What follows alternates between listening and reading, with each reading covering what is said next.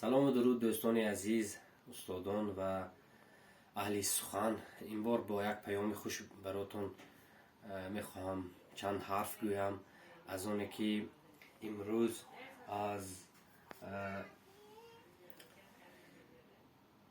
ماهنامه بسیار دوست داشتنی ما و شما بانوان تاجیکستان که 15 سال باز مهمان خاندان ما می شود، مثل یک آفتاب، مثل یک پاره نور به خاندان ما در آمده می آید. این مجله همین نشانه گرفتیم.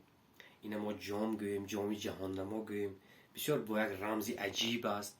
برای شعر ساعت مادر من خورشید است که به عنوان یک آزمونشان با نام فرزندی تاجیکستان هم ارسال داشته بودیم.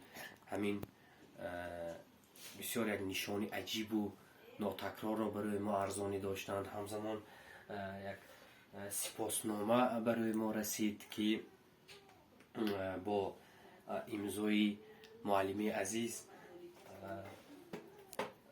عزیز سردبیر همین مجله شاهانه سلیمانی. من به این بانوی خوشگپ، خوشچهره و روشندل سپاس میگویم برای این همه شادی، این همه افتخاری که به ما بخشیدید. خدا پاداشش را بر شما برگرداند.